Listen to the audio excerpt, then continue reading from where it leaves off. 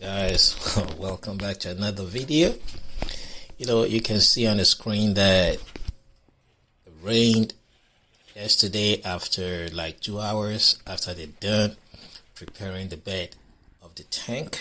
We used a lot of gravels and dry sand, dry cement to seal the head. We used about 15 bags of cement and about 3 bags of cement, dry cement without mixing with concrete to pour on it.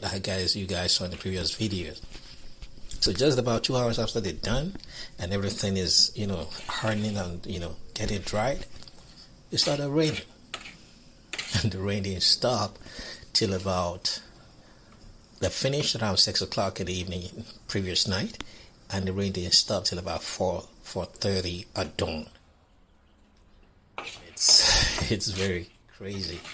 So, but luckily when we came back this morning, it just dried up a little bit.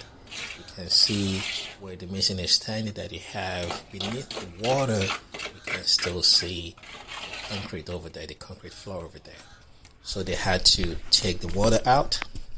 No water came up from the ground. It's just the rainwater that filled, a little portion of the septic tank. So they had to take the water out, and now they have to, try to put a little bit of sand again and gravels with cement before they can continue. But still have some water over there. But now you can see them laying the blocks on the side because they have to make a platform. It's just like the way they do the foundation. So they make some concrete mixture with cement, gravels, and sand, and they pour them on the side, before they now start laying the blocks. And this time around, they're going to lay the blocks on the sides, flat on its sides, because they're trying to make it like doing the foundation for the house. So then after that, they now put it, let it stand upright when they are now raising the walls. But basically, it's kind of crazy when you're trying to, build or construct, whatever you may call it, your septic tank in a waterlogged area. At the back of our fence, we have a river, and it makes it like any small thing you try to dig, you're gonna need water. You're supposed to do the septic tank on the far end of the fence, but we realized that due to the slopey nature of our land, we cannot do that. So we had to bring it a little bit on the higher grounds. Basically, if we had even done that on the lower part of the property, then I'm not sure if we'll be able to go 7 feet down. Because I'm very sure this is going to stop probably around 3 feet before they start to see water. And it ain't gonna be good, man. It ain't gonna be good. I'm telling you, it ain't gonna be good. Because when you look at the back of our fence, it's a pity I cannot go over there right now to show you guys. It's like about 6 feet away from. There's a little stream, not really a river, but it's like a stream, a small stream, not too wide, but it slants outwards from the fence. But still, it's make this area, our part of the land, to be waterlogged. So it's quite expensive to do this because, like I said, we used about 15 bags of cement and gravels to just do it the previous day before it rained overnight again. And I had to buy another 20 bags of cement for them this morning so that they can, use that to some of it to, cover whatever the rain spoiled the previous night. But still, they can still take all the water out. You can see on your screen.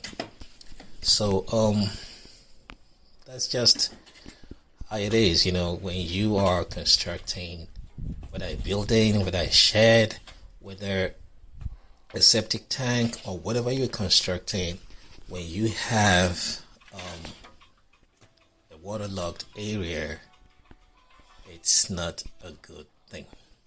You're gonna spend a lot of money, and for some reason, it's been raining almost every day in Ghana this year because the Harmattan, for some reason, the Harmattan didn't go early. Because in February and getting to the end of February, it's the beginning of March, we're still in the Harmattan season, But right now, when it starts to rain, it's just like it's raining continuously and then going to stop raining. And most of it comes at night. Sometimes in the afternoon, but most of it comes, getting to the dusk time, about between 6 and 8 o'clock, it all starts to rain heavily. So, guys, if you're buying your land, make sure that you buy the land when it's the rainy season, because then you'll be able to know which area is prone to the waterlogged thing. Because when it's dry season, you ain't gonna see that there is a small stream at the back because it's gonna be dried during the dry season, because it's just a small thing. It's not like a big river or something like that. It's not even wider. I think it's just about 3 feet wide or something, but it's something that is not even high enough. You can't even walk across it. It's just a couple of inches above the ground, but it's a stream, and it's making the area to be waterlogged. So during the dry season, you ain't gonna see because it's gonna dry up. So the best thing is that make sure, if you can, make sure that you buy your land during the dry season. During the rainy season. That way nobody's going to tell you, don't worry, this place, we don't have problems in water, just the waterlogged. This place is not a swampy area though, but it's just a waterlogged area. There's a difference between a swampy area and a waterlogged area. So now you can see that at the end of the day, we're able to, that's why I was telling you that they had to use the concrete to, cover the rainy part when it rained. And now they cover everything, so now they have to, because when you saw them, I couldn't give you the footage of that because my device battery ran down.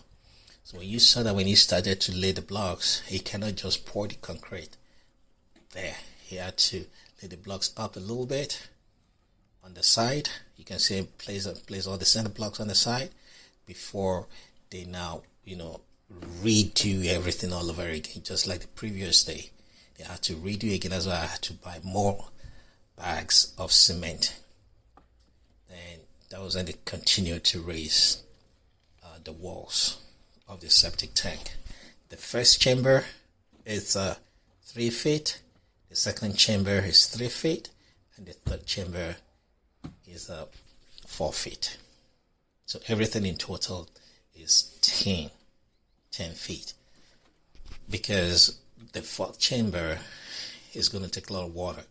So that's why it's advisable to make it bigger than the previous two. It's just going to take waste, because when all the waste and water come into the first chamber, the waste settles down at the bottom, and the water drifts through the holes, through the pipe that is going to be created in between the partitions. It drains from the first chamber to the second chamber. And a little bit of particles will still come with it, And that one also settles down. Then the pure water, not pure water that you drink in bottled water or sachet water, just say like the clear water without the waste goes to the third chamber. And that one, we cannot let the water go down because it ain't gonna go down anyway, because the water is coming up from the ground. So we had to seal the whole thing, then make holes on the side of the third chamber so that the water just drifts out to the side through the holes. So that is how it is, man. Well, like I said, it's not easy.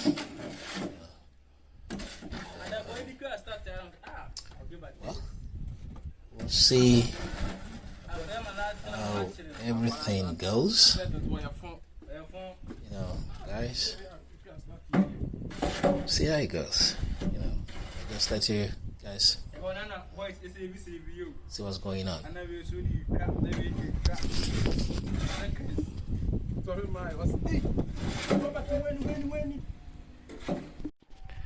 Alright guys, this is the stage we're at right now on the septic tank construction. So the workers are already they just went on break. Maybe in the next 30 minutes or 45 they'll come back. This is the first chamber, and here's the second, and there's the third chamber. So you can see that if you notice, the third chamber is supposed to be a soak away chamber. Like the bottom part is supposed to be gravels. It ain't supposed to be, square like this, but because we had a problem after they got dug onto 7 feet, we had problem with water coming up, so we had to seal everything up. So instead of it receding down, then we have to make holes on the side so that the water goes out from the side, the 3 sides of the chamber. That's the first side, the second side, and the third side is right here, but this part is sealed. So when all the waste come to the first chamber, the waste settles down and the water flows to the second chamber and flows to the third chamber where it soaks out on the sides. So I'm just going to go around for you to have kind of 60-degree view of the whole thing. So this is how it is. So here is the first chamber, and here is the second chamber, and right here is the third chamber right here. So you can see they have holes in between the center blocks so that the water can go onto the sides instead of receding down. So if things like this happen, you're digging and you have holes, you have water coming up from the ground, then I believe this is what it's supposed to do, because there's no way you still want the water to go down when the water is already coming up. So I guess that is what needs to be done here. Alright guys, I'll talk to you soon when they're back. Yeah, they came back and they raised the walls up above the ground level, and which is now straight because of the way the land is. And to me it looks good. So I think we just have to see if we can raise it a little bit higher, or we just leave it right here, because now they're covering the sides. When they dug the thing that they had to lay the center blocks, then they have to cover the sides so that it doesn't fall off when it rains, because it's still gonna rain today. And the mason said it's going to create a channel on the side or something like that. So we'll see what he's doing about that part. Okay guys, so this is what stage it is right now.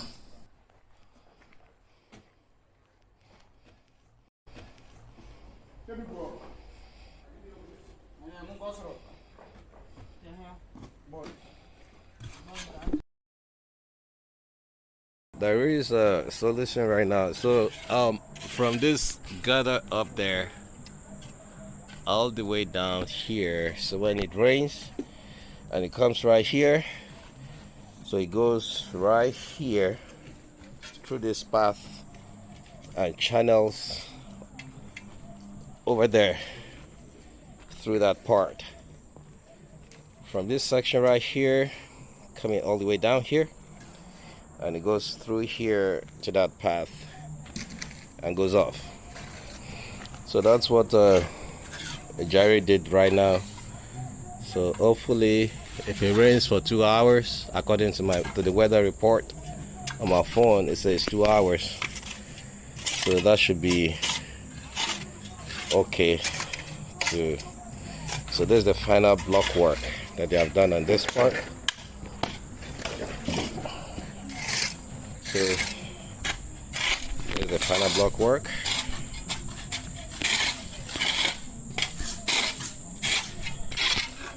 So let me go to a higher elevation so you can see what I'm doing. So that's the final block work. You can see him trying to create a path for the erosion.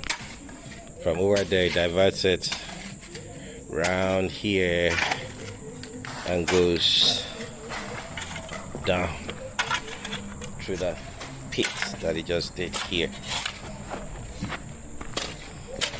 Here.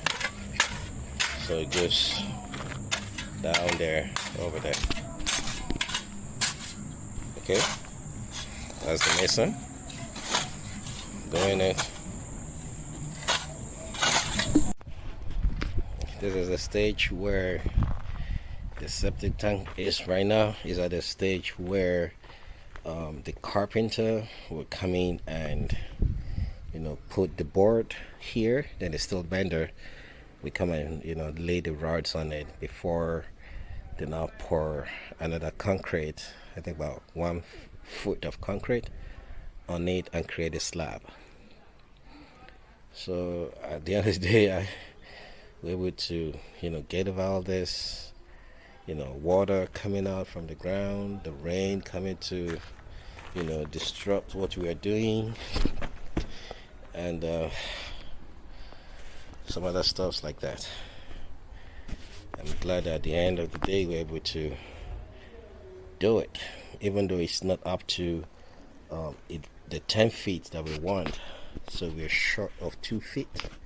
Alright guys, that will be it for now. If y'all like this video, give us the usual, the fat thumbs up. Share the video with your family and friends. Subscribe to our channel to help us grow.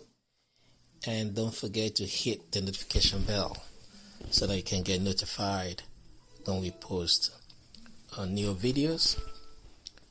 And also give us a comment in the comment section. Alright guys, I'll talk to you in the next video. Peace.